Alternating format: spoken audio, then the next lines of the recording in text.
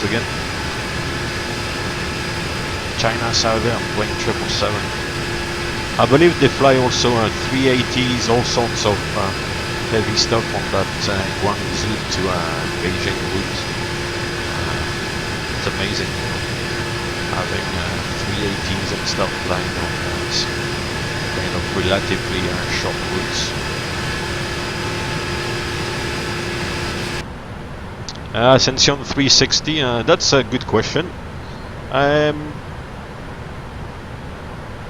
First of all, if the flight is kind of beyond 8 or 9 hours, roughly, there's a third pilot, and then for the very long flight, like 12, 13 hours plus, then there will be 4 of us. So there's like these kind of 3 scenarios.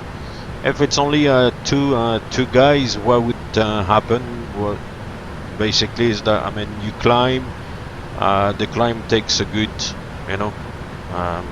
we've been on the go now since we took off. It's been 16 minutes. So the climb will take about 20 minutes, 25 minutes, depending on ATC and if the climb is continuous or not. And then once you get to the top of climb, you would kind of do some sort of scan, check, some things in the flight deck.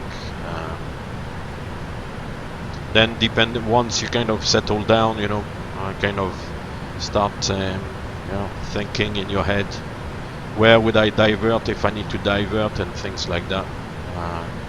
Check all the airports en route.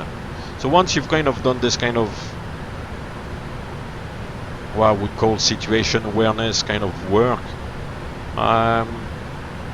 depending on the time of day, if it's gonna be like, I don't know, lunchtime or something, you can have a bite to eat, and you kind of settle down, and your kind of body clock kind of slows down, and you just keep yourself busy. Some guys like pull a tablet and kind of play around their tablets and stuff, which we're not really supposed to do, but I mean, we are big boys, we're not kids at school anymore. You can read like newspapers, you can have a chat. Sometimes cabin crew come and visit the flight deck, so you have a chat with the cabin crew as well. And time kind of passes, because you're kind of listening to ATC all the time. There's like changes, frequency changes and stuff, and then you switch from country to country, and so it kind of keeps you busy overall.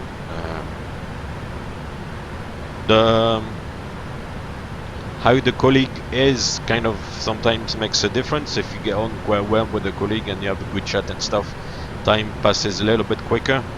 Some guys are a little bit less chatty, so it's a little bit difficult sometimes.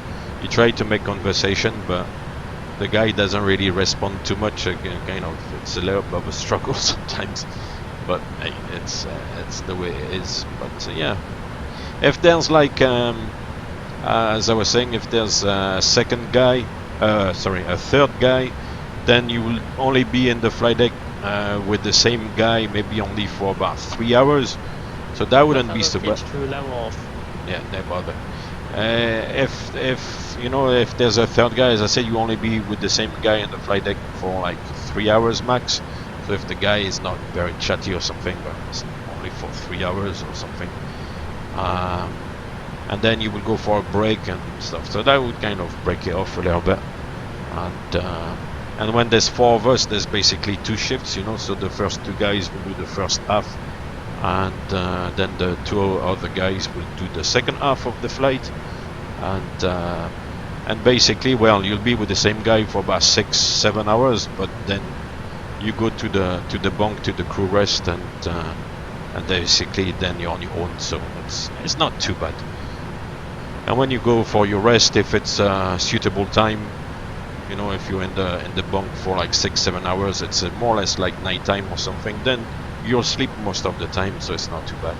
If it's in the afternoon, or then I don't know, you can have a nap and maybe sleep for 2 hours or something, and then watch a film.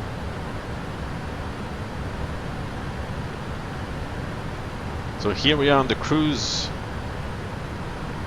I was saying earlier on what we do. I mean, we'll be up here and we'll check, for example, some guys like to check the engine out. If we have an engine failure, we can go down to 24,000 feet roughly, and the speed can come down to 257 knots. And you can see it will take the time at the moment is 9:50, so we'll take actually half an hour almost to drift down to flight level 243. That's once you execute the drift down on one engine, it's a very shallow descent. It's about 300 feet per minute, so it will take about half an hour to descend. So there's no rush. It wouldn't be like a rushed situation. It's a serious situation, obviously, to fly only on one engine on a two-engine aircraft, but you've got plenty of time to kind of sort out the problem and execute all the the maneuvers and checklist slowly and methodically.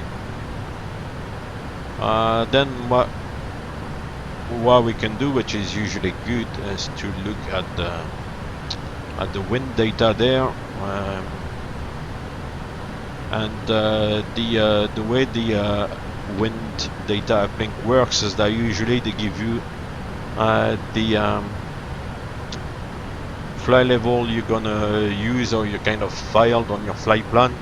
So you've got like 350 here. It doesn't really take into account so much like the flight levels in relation to meters. You can try to play with it, but it might not always work. I've never really noticed any changes to that, to tell the truth. And then then put the flight levels closer to the flight levels you're gonna use. So we are 350, so that's good, but 280 is a little bit low, so we can delete that one. 310 is good because we have 4 choices. 390 we're not going to be able to make, so I'll delete it as well. And the levels I'll choose is 370 and then 330 in this direction. So we've got a sample of 4 like even flight level, not even, sorry, odd flight level numbers.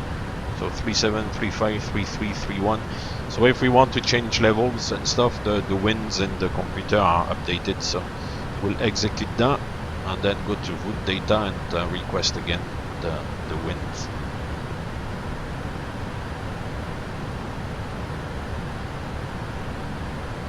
So while the computer works out, the request is now sent, and then a few seconds later we'll get the reply. The uplink is ready. Here is uplink ready. We can clear the message and then load the winds, and then you can see the wind here is grayed out, so you can press on the button here and you can see the winds have been updated for all these levels there. So 31, 33, 35 and 37, so we can execute that. And then you saw there was also a message for descent forecast, uplink ready. So we go to the descent forecast. So that's the descent page. We go to forecast and then load the uplink. And you see the winds changed. So since the last when we uploaded the descent forecast winds on the ground, the forecast has changed for the descent, so it has updated the winds there. That's something we can do as well before the top of descent to have the very latest winds, but usually we do it like also at the top of climb. And I kind of then that gives you a more precise, well, it doesn't really change much usually, but it gives you a more up-to-date ETA and fuel arrival, so it's fairly good. It's one thing to do. No, we can't really talk to passengers other than the PA system. I mean, if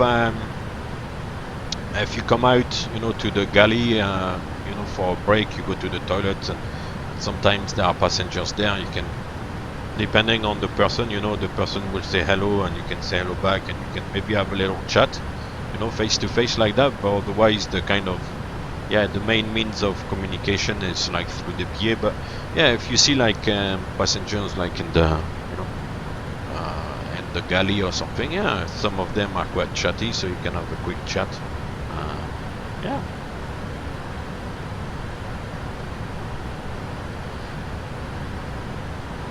Usually on the 777, because the first class is at the front of the cabin, then you would speak really, if you talk to someone and if you see passengers, then it would be like first class passengers, because obviously the first class is at the front of the cabin. But yeah, I wouldn't really go for a walk, like, you know, towards the back of the aircraft and then start chatting. Not really go that far, because if we need to go back to the flight deck in a rush, and we can't really be at the back. But otherwise, yeah, as I said, some people are quite chatty and they will, like, you know, say, oh, hi, how are you doing? Oh, good.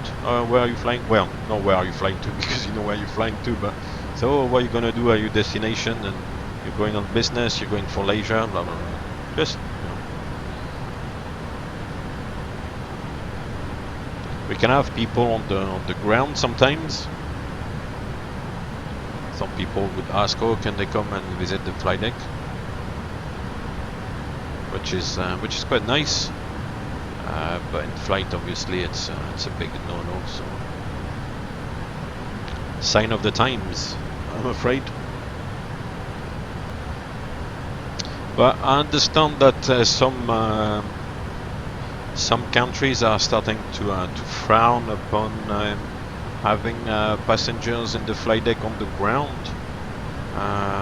So yeah, if we get to that stage now where, you know, the aviation authorities are kind of frowning upon passengers visiting the flight deck on the ground, then it's, you know, it's really bad. But I think there's a few countries where have started to introduce this kind of measures. So yeah, if we do that now, I mean, it's really the end of it.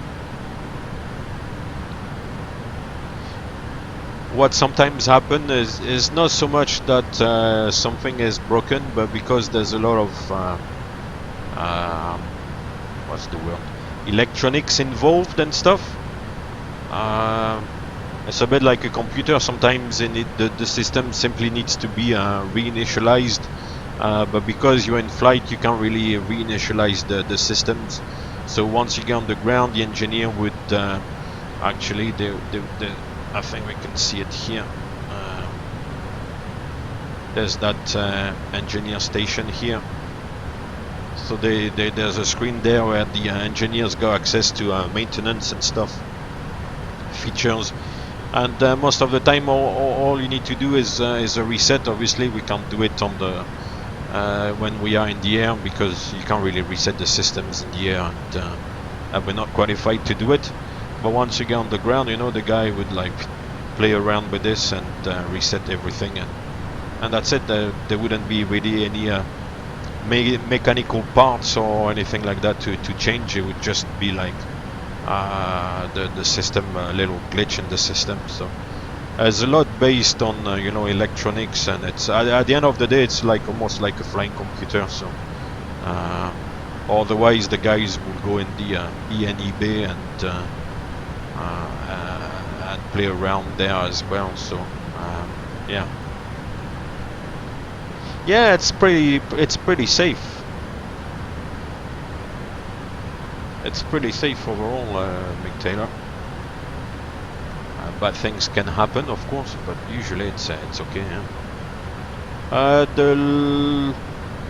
Yeah. Trying to catch the jet stream. Well, at the moment we are on a jet stream here, 98 knots. They kind of defined the jet stream as winds of 80 knots or greater. So at the moment we've got almost 100 knots. So yeah. Usually on these fairly long flights, they would try to flight plan the route where the most favorable winds are. So yeah, you would try to catch the jet stream, and if you can't really catch the jet stream, then try to get as close to it as possible, and obviously on the way back try to get a route away from the jet stream. So that's why, for example, on the NATs, you know, when you cross the Atlantic, they've got this two kind of way system. So westbound, trying to find routes which are kind of away from the jet stream to kind of make the flight time a little bit well, as short as possible, I guess, because going westbound usually it's always a bit of a headwind. And then for the eastbound traffic, trying to get into the jet stream as much as possible to obviously gain on the flight time.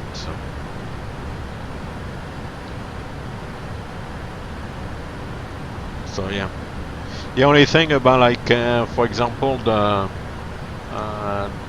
North Atlantic crossings is that when they flight plan you into the jet stream, it can be sometimes bumpy, so you're flying very fast, but you get shaken around a little bit, and the ride is not so comfortable for the passengers. So that's kind of one of the drawbacks. But yeah, you can't have everything, you know. But that's what these machines are built for. So well, these machines, I'm really bad, I shouldn't call this a machine. Yeah, that's what these aircraft are built for, you know, to fly for a long time. I think on top of my head, I don't have the exact figure, but kind of ballpark figure for the fuel is 145 tons roughly. So 145 tons of fuel can take you very far. Obviously, if you're full with fuel, your payload is going to be limited, so the amount of passengers and cargo and stuff you can take is going to be limited. But yeah, if you've got 145 tons, you can fly for a very long time.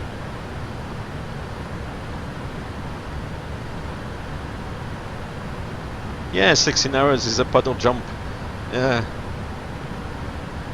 It's not too bad. As I said earlier on, when there's like 4 of us, and depending on the time of the flight, if it's, for example, like a nighttime departure, and you start like the flight having the first break, so it's not too bad, because you will be kind of ready for sleep. Sleep maybe the first 7 hours, and then do the second half, so fly for maybe 7 hours yourself, and then it's time to kind of prepare the descent and the landing, and down you go. So you'll do like 15 hours, and you'll be 7 hours in bed and 7 hours at the control, and that'll be it. It's not too bad. Obviously, by the time you get, you know, to your destination after like 15 hours in the air, you're a little bit knackered, because I mean, you sleep, you get and the crew rest compartment is not like good quality sleep. It's not the same as sleeping in your own bed. Far from it, you know. You've got noise, you've got vibrations, you've got the pressurization. It's dry, and the crew rest compartment, you know, it's not like top quality sleep, so you're not like totally refreshed, but at least you've kind of had a rest and killed time for like 7 hours almost. And then you kind of do your thing for like, you know, 7 hours, and then that's it, you know. But yeah, you usually feel quite knackered by the time you get to the other side, that's for sure.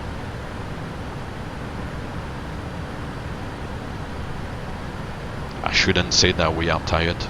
It's a bad word. It's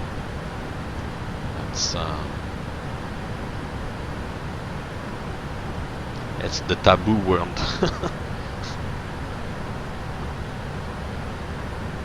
But we are not machines at the end of the day, you know. We are like human beings, and it's a tough environment up there, you know. It's the cabin is climbing. If we look at the air synoptics, The cabin at the moment at 35,000 feet is roughly at 5,500 feet. So you know, you're kind of in this kind of balloon that's inflating, deflating, and it's very dry. There's no humidification or something.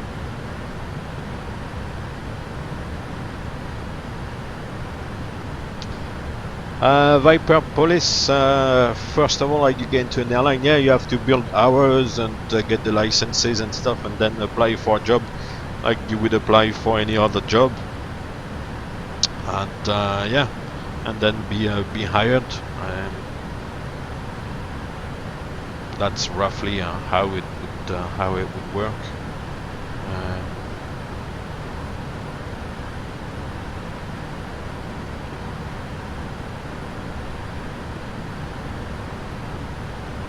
Yeah, we'll try to achieve the most beneficial flight level. So if we look at the FMC here,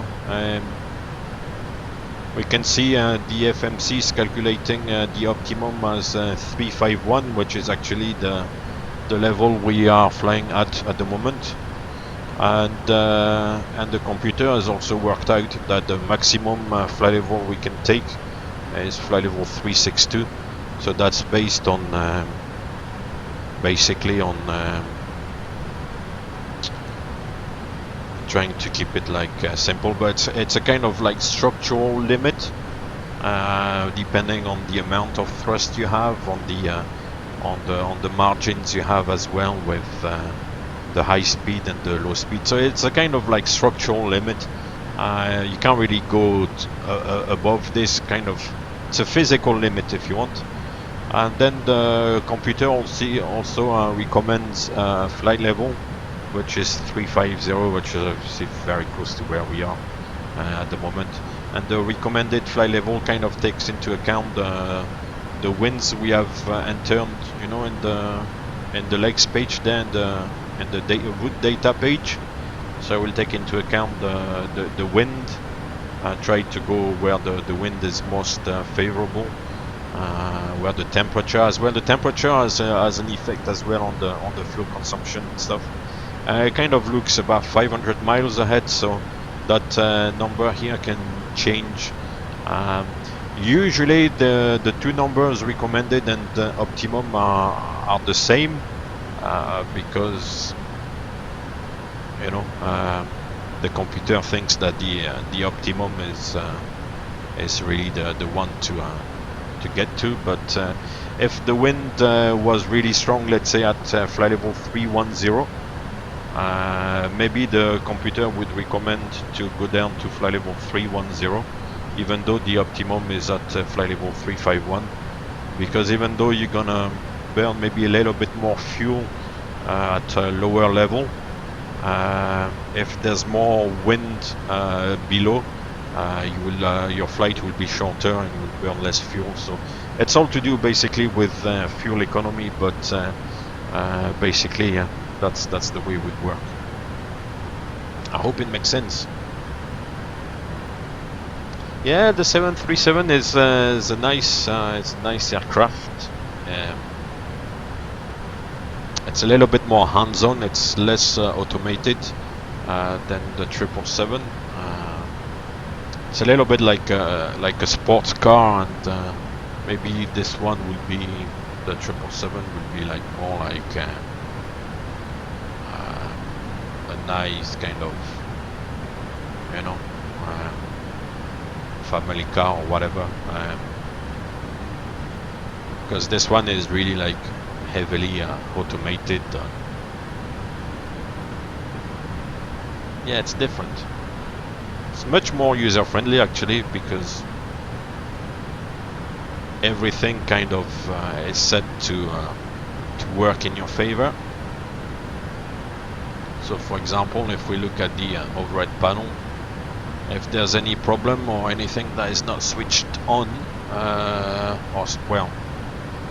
any button not in the correct configuration, you would get like, you know, a light. So For example, if you forget to switch the thrust asim to auto, you would have the amber light. So when you look at the panel, you see, oh, there's a light there, there's a problem. So okay, boom, put it back on. Which is not the case on the 737. If for example the back is switched off, the light should come. Am I talking rubbish? Well, we've got the ICAS as well, but the light should come. Yeah, here it is. Oops, sorry about the view. Yeah, so you see, if you forgot to switch the left back, you will get the light coming off, you know, here. Whereas on the 737 you could fly with the back switched off, and it's just switch position. You know, there's 3 positions. There's the off, auto, the high position. There's like, therefore, these 3 positions. It's only a position of the switch. So if it's switched on the wrong position, like for example on the off position, then you fly with no packs, you know. And then if the 2 packs are switched off, basically you don't pressurize. So it's not very good. So you've got to be very careful with that. Whereas with this, there's a light here, and it comes down the ICAS as well. So you can't really miss it, you know.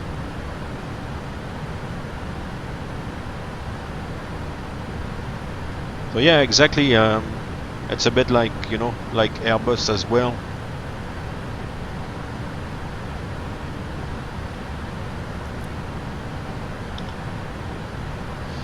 When do you turn on the seatbelt sign? When do you turn the seatbelt sign off? And the climb usually at 10,000 feet. Yeah, unless it's turbulent. That's correct. Jack Murray 19.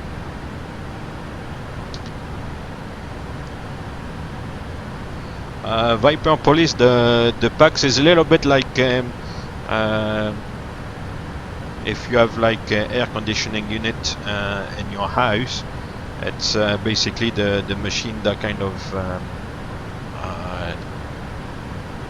I was going to say like conditions the air. It's air conditioning, so yeah.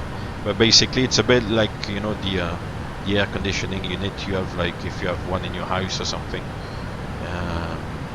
It's basically what cools or warms the air and kind of what's the word? Yeah, controls the amount of air that goes in a place or something. So it's a bit like having 2 air conditioning units in the plane, basically. So it kind of the packs like take air from the engines, and then sucks it and warm it up or cool it down to then throw it into the cabin. So if the 2 packs are not working, then there's a problem, because we're not gonna get the air into the cabin, and the cabin is gonna slowly depressurize. It's not gonna be like violent or sudden depressurization, but it's not gonna keep the pressurization going, because you don't have the flow, necessary flow of air to keep the pressurization going. Normal cruising speed. Well, this one will be a kind of normal cruising speed, decimal 838.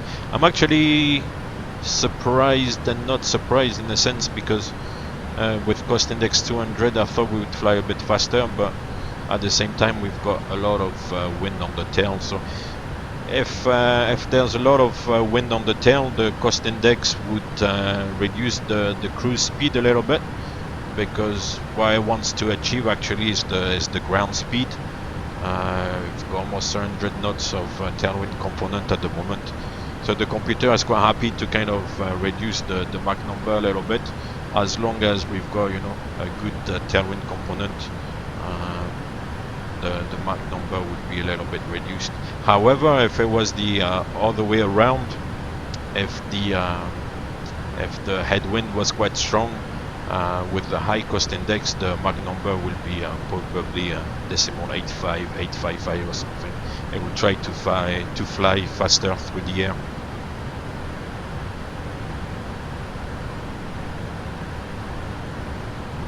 Yeah, we get to stay in most places. Well, the main reason why we stay to the places we fly to is that you can't fly back, you know, the same day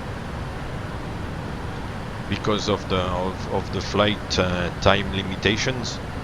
So if you do like, hey, thank you very much for the follow. I missed the alert, sorry. Wherever I was, if you want to drop a little line in the chat, I'll acknowledge. Thanks. Yeah, so where was I? Yeah, if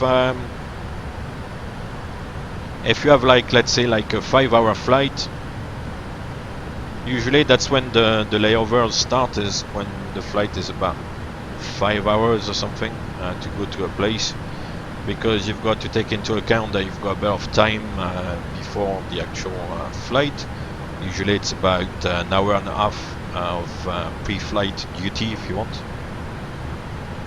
And then you've got the flight itself. So if you were to do a turnaround and then fly back, you will have, let's say, like an hour and a half on pre-flight duties. Then you would have the 5 hours of the flight, that would be 6.5 hours. Then you would have the time on the ground for the turnaround, which on these aircraft would take at least an hour and a half, if not 2 hours. And then you will have to fly another 5 hours back. So that will take too long for your flight time limitations. That would be too long a day. So what we do basically is that, of course, once we get to the destination, that's the end of the day. But then very often we only stay like 24 hours. We kind of wait for the flight the following day to come back, and then kind of fly the aircraft back to base. And yeah, that's pretty much the way it works. So most of the time it's 24 hours. If it's a long flight and involves like many time zones changes, and it's one of those 12 plus, you know, hour flights, then we tend to stay like 48 hours, about 2 days in the one place. What you do get is some sort of layover allowance, basically like a bit of pocket money for your layover, but you don't get like flight pay or sector pay once you are on the ground, which is okay, I guess. I mean, it's no big deal.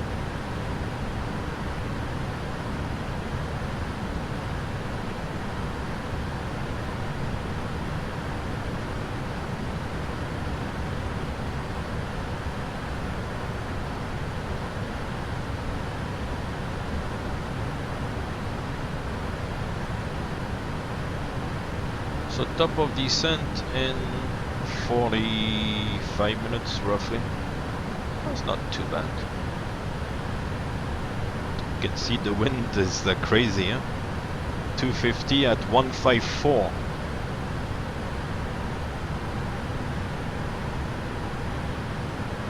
Imagine 154 knots of wind. If you had this straight on the tail, that would give you a ground speed of 650 knots.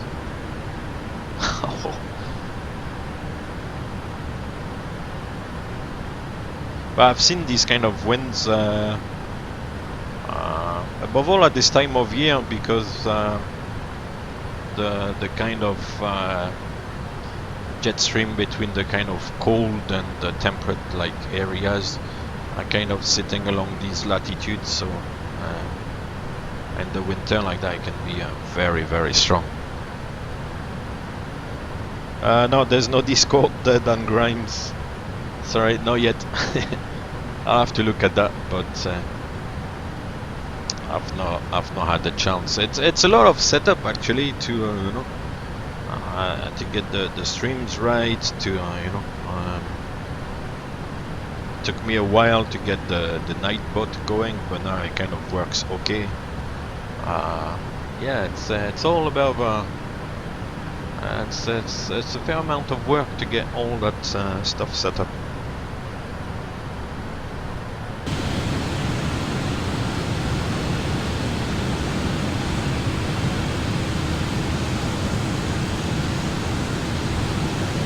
It's like a bird, huh? It's flapping in the wind.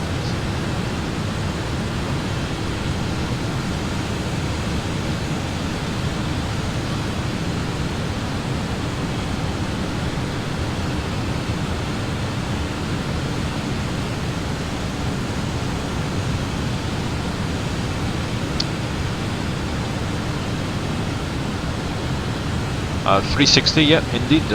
Wife and kids, and it's okay to kind of achieve home and work balance. It could be better, it could be worse, but generally it's okay.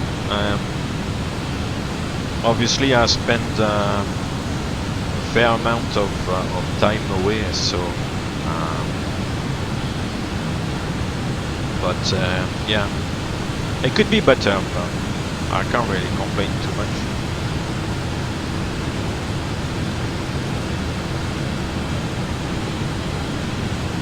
Yeah, for airline pilots, it's I agree. Possibly P3D is better. The only thing is that I need to get all the add-ons again, which is a bit of a pain in the backside. So, but yeah, I'm thinking about it slowly.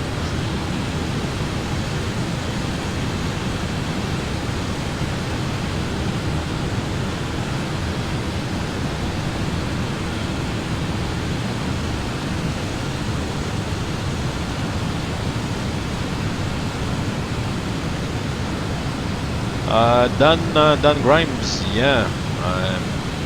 As I said earlier on, like the word tired or fatigued is a little bit taboo, you know. Yeah, we do get tired because we fly quite a lot to all these destinations, kind of, you know, west, east, north, south. Sometimes like a lot of time difference and stuff. Only a couple of days to recover back to base, and then away again. Sometimes in the opposite direction. Then night flights, day flights, evening, afternoon, morning, all mixed up. And yeah, it is tiring. A lot of guys are tired / fatigued, and yeah, it is a concern, definitely. But to answer your question, yes, it's true. Pilots are tired and fatigued.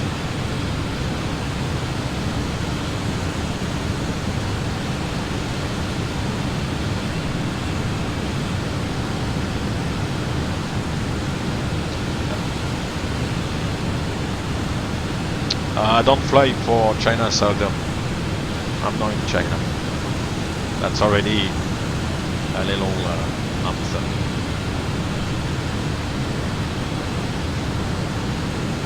Well, yeah, no, I'm not in China. See, that's already a little of a giveaway. Huh?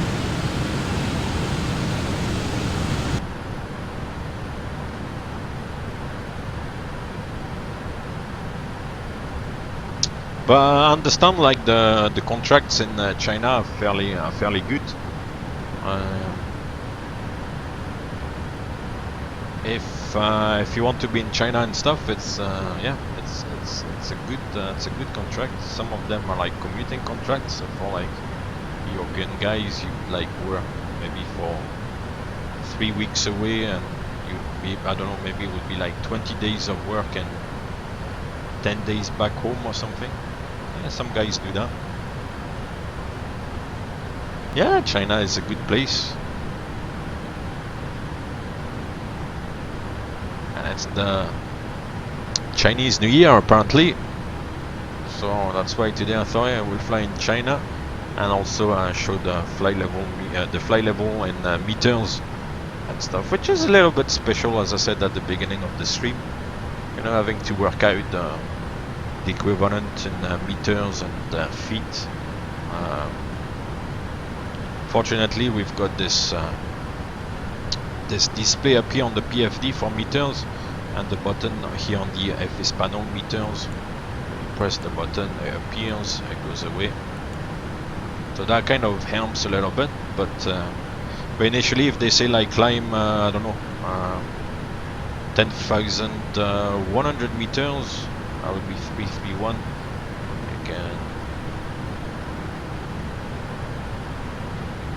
You can look up here, but while you move is actually these numbers here, so it's kind of, you need to double check basically, which obviously takes a little bit of time. You need to make sure you're choosing the correct level and then cross check. So it's not natural, you know, basically, because you even when you learn flying at like PPL level and stuff, it's all in feet. So flying in meters is about needs to get used to it. Nice. Wow, check the wind, 174 knots. Really strong.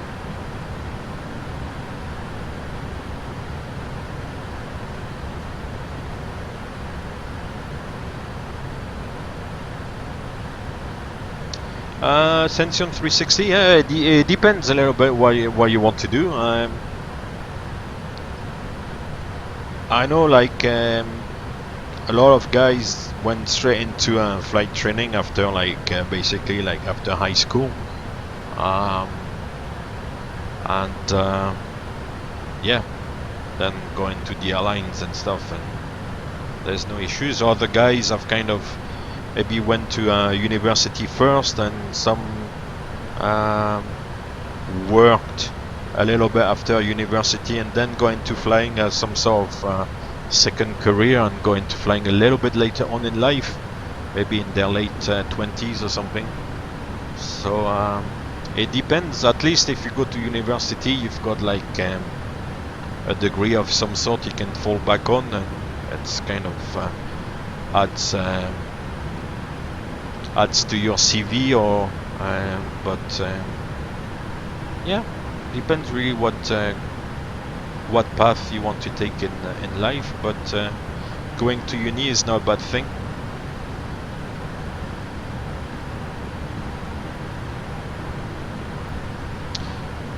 Yeah, Ascension 360. Yeah, once you get a job, you can repay all your loans and stuff. The only question mark is, will you get a job? But because there are like a few guys who do the flight training and then kind of stay on the sideline and don't get a job, or struggle initially, or maybe like, you know, are like instructors and don't make a lot of money on instructing and stuff, and then find it difficult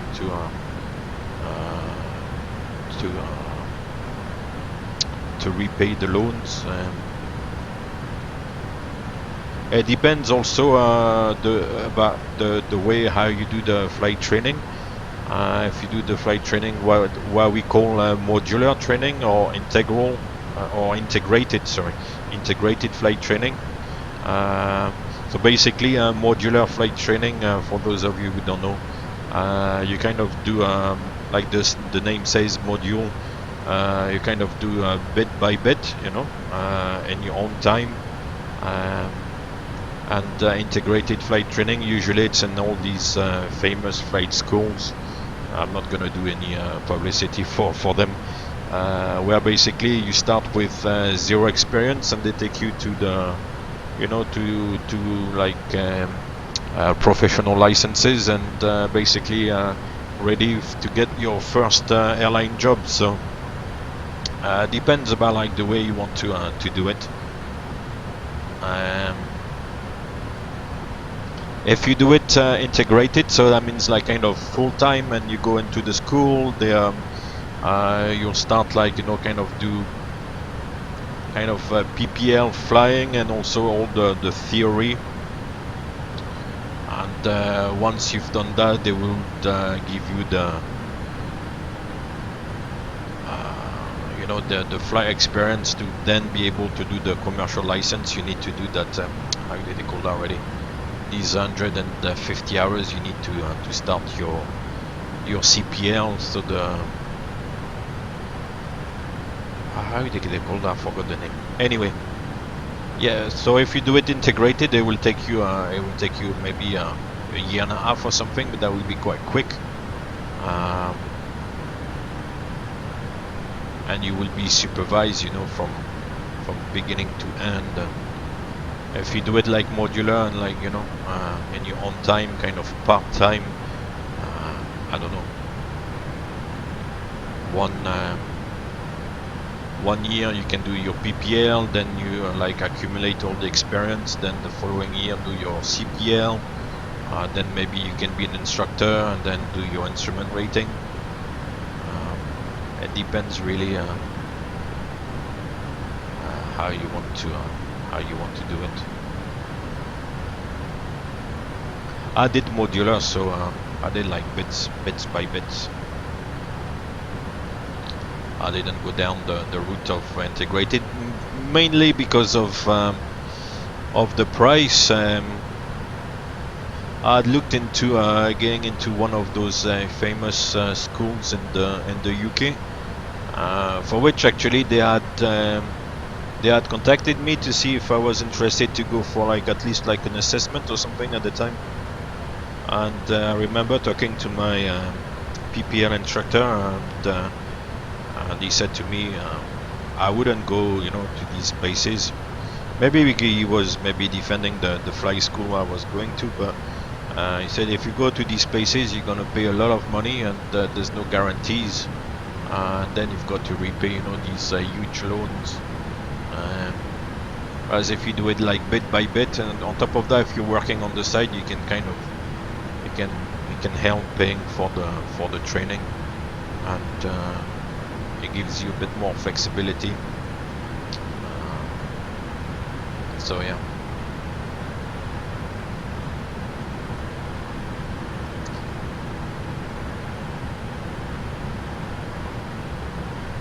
Nowadays there are like all sorts of schemes, you know, to give you like experience. Then for your first airline job, there's what they call all these pay to fly contracts and stuff. These are not good because in a sense they you know, they mess up the industry, because these guys are like fresh from flight school, and they are thrown into the deep end, so to speak, you know, put like into the right seat of 737 or 320, and they are paid peanuts just to get like, you know, 500 hours of experience or something, and then yeah, they don't work anymore after that for the companies, and the companies like use these low paid guys just to kind of cut costs, so it's not good.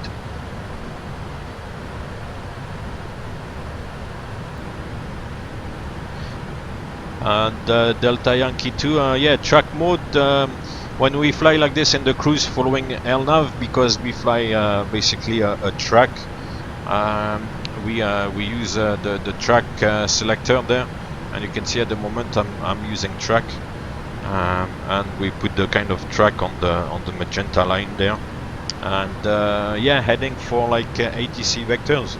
That's exactly correct.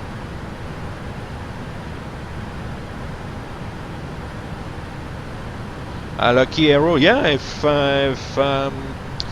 they are willing to take on the loan themselves, then that's if they paid for it all, that's good, because it kind of removes like a thorn from your feet, so to speak. So yeah, if the companies can pay the training, it's a good thing. It's good if you're kind of bonded. That means that you have to stay in the company for a certain amount of time, and if you leave before that time frame, then there's a financial penalty on leaving. That's quite a good system, because I mean, you have to understand it's not fair if the company pays for your training, and then after like 6 months you bugger off. Then, you know, they have invested in you, and then you go away. But yeah, Bonding is a good system. If you have to pay everything yourself, there's always a doubt that you're not gonna have the job forever, or so it's a tough call. Otherwise, they do deduction on the wages, which